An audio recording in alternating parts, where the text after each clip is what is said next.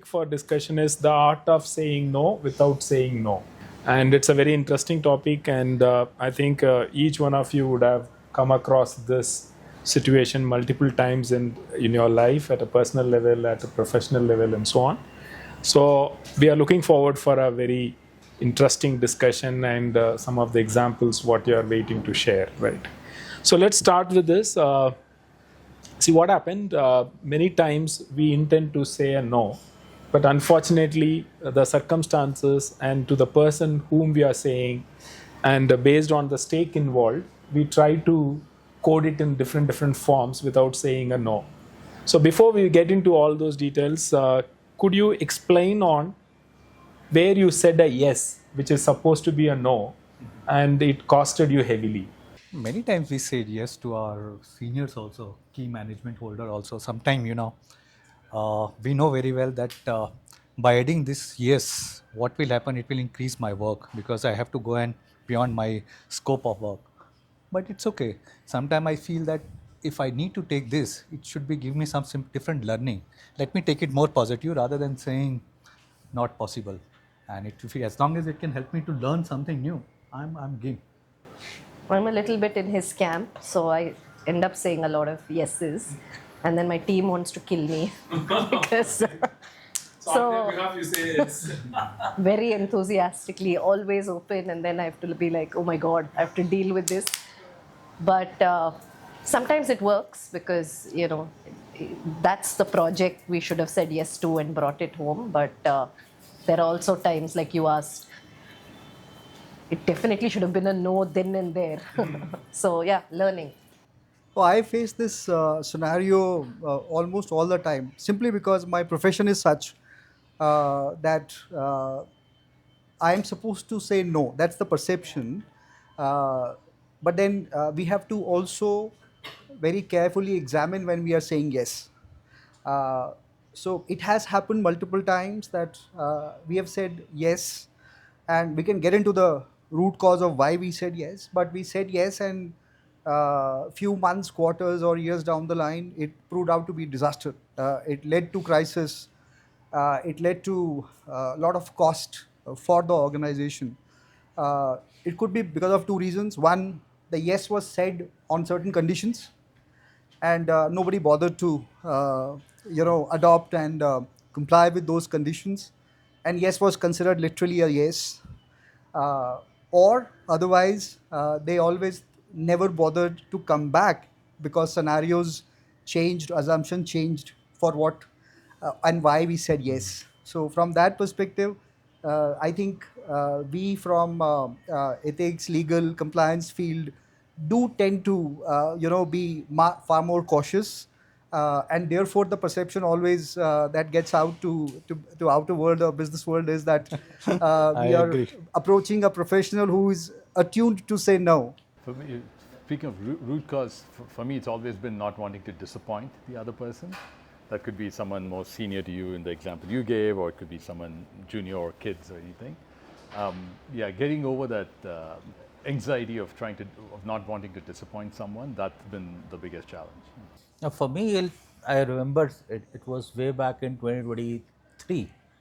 We had just got out of COVID, and we had a team which said that, Amit, let's go out, and we've not had team off site for years together due to COVID. Everybody was stuck, and then there was this huge team demand, to go for an offsite. With what was happening, third wave, fourth wave, it was, on one hand, it was like we shouldn't, it's not prudent, but somewhere, in the flow, I said, okay, fair enough, if that's what the overwhelming sentiment is. And we actually went to Chikmagalur, and we had a good offsite for 2 days. Fantastic. By the time we came back, out of 20 people of my team, 4 people were down with COVID again. And that's when I realized sometimes, it's just you have to stay to your instinct. Sometimes, when it was not, I was feeling that I shouldn't say yes to it. I would have just postponed it. But I really felt that I shouldn't have taken that decision. That's one thing which just came to my mind as you talked about. And it there's all- another thing that happens the way I see it. I think as just a human tendency, we tend to say yes with far more emotion than we say no. When we are supposed to say no, we are far more logical, far more objective about it, uh, which is recommended also. But we don't pay so much of attention when we need to say yes, because yes is the normal mode. It's the day-to-day mode of how we behave. I've also seen probably, and I've worked abroad. It could be just we Indians say yes first, and I used to see that. Like they ask us, "When will we be able to do this tomorrow?" And we know it's not going to happen. We'll say yes, even if it's not going to happen. I think that's also it's a culture. Culturally, And- we You don't want to let someone down. Yeah, and we say we'll try. You know, the try essentially other person feel, and I realized that multiple times. And when we say try, internally we are actually saying it may not happen, but we'll try. On the cultural context, a European would understand if you are saying you'll try, probably you'll get it done. So that brings to my next question. So what happens? Yes, we do say yes sometimes without evaluating to impress the other side, or sometimes there is a stake involved before you say that. And this is some mistakes what we do, and we learn out of it. But over a period of time, you would have also learned how to be little careful in terms of yes, and you also would have learned. There are two ways to approach this. One, you can say a blunt no, and at times instead of being very negative on face of saying no, we try to use a lot of other phrases, right, which we call it as a very soft no, right? And we also tend to hear such soft no's from others as well in different phrases. Could you explain on some of the phrases what you use, which otherwise means a no, and some of the phrases what you hear from others, which tend to mean no? And be careful, huh? All those people who are dealing with will watch this video also. Yes. the very easy one. As a consulting, we deal with clients.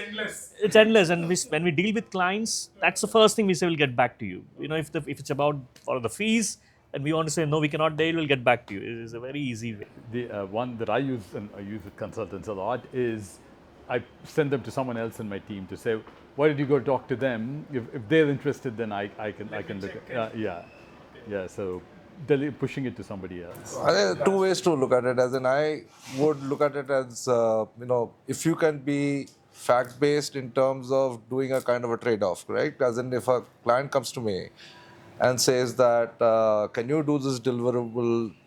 Can you prepone this deliverable to this particular timeline and things like that? The thing is, as in, you can be saying that, yes, I could, but then this would involve not doing these things. Are you okay with that entire bit of it? So that the person also co-owns that kind of a trade-off, right? So let the no come from the other side. Yeah. So if you're okay with me not doing these things, I can prepone the timeline, but it's up to you. This is the quality of deliverable that you're going to be getting. So if they own that entire bit of it, then there's fine. Yeah.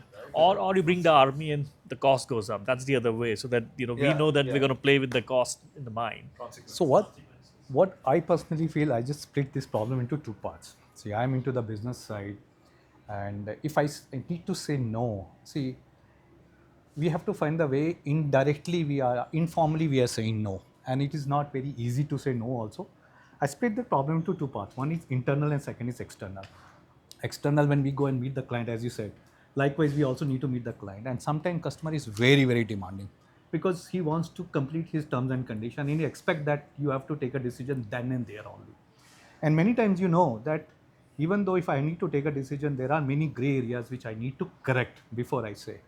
But also being here, if you have a vast experience of handling such a vast customers, also some critical customer, so you put your answer in very smart way where you are not putting the ball in your court, but you are trying to put the situation in such a way that customer has to think twice that whether he want to take a decision now or later on. That's a smart way. You may come up with the probing questions. What I have seen, I will probe him again and ask him the question, the need of your product. If you are talking about, do you need now only? What is the timeline? How much budget you want to include? Do you have a budget now? Do you ready to give me, if I say yes, you are going to place the order by tomorrow? When I know when I'm putting him in the corner, he may not be in a position to give me the right answer. So automatically he reflect. He said, okay, Vikas, let me come back. So rather than I say no to them, he said, okay, I'll come back with these answers and have a more qualitative conversation. That's related to external ecosystem. Internal ecosystem, when we talk about, we all have to work with the interfunctional collaboration is very, very important. If you really want to succeed, you can't succeed standalone. You can't run the battle standalone. You need your all stakeholders to be involved fully, be it finance, be it your IT, be it your different stakeholders. So many times what we know, we have seen the people are running their own KPIs. They are very clear. This is my KPI, I wanted to run this. But they are not understanding if I go and ask them, boss, I need this. Or maybe they come and expect from us to say, boss, I need this to be done in this way. Absolutely, I'm ready to support. Just wanted to get more clarity on this. Would you have a clarity? If you give me go ahead on 1, 2, 3, 4 points, I can assure on behalf of the team, we are ready to say yes. So the moment we ask more probing question, I realize that people are also not prepared well. They expect us to give an answer immediately. Automatically, they will on the back foot and you will handle the situation more effectively. So that neither they will feel bad, nor we will have any stress to say yes. This we will not do it. So that's how I handle it. I think internally for me, this saying no helps in a lot of internal alignment, at least from where I come. I come from a consulting background, work with a lot of functional people. But alignment, otherwise, like you rightly said, the KPIs are different. In a larger corporation, it's a matrixed organization. So saying no helps me align better is what my experience has been internally. Externally, of course, you have all the tricks. It depends. I'll get back to you. All of that matter. But one thing that, at least personally, that has worked for me is if you're good in that subject matter, whichever is the subject, it will help you negotiate on the point. Because anything that you deflect, whether you say it depends or you'll get back, always comes with that much less timeline or that much less impact or that much less negotiation that you can do. On the external front, I work with a bank, so I've realized that, but with customers, when they reach out and actually run this function called customer obsession, which means they genuinely think if nobody is listening, you are listening, to them, to their asks, something that went well, didn't go well. But I've seen that there the blatant no can never work because they genuinely believe that you will go back and genuinely I think you need to buy that time to push the system internally to see, can you actually do something? Can you collaborate? Can you, maybe get an exception done? So I feel it's very different when it's external and... Actually, it is qualified in terms of which area probably. Yeah. Because in solutions is one thing, internally when you're seeking alignment is one thing, when you're like finally delivering to a production system is another thing, because we all deal with a different thing. Yeah. But also use the power of why. And I bring the personal aspect. We are talking to your kids when you're saying no.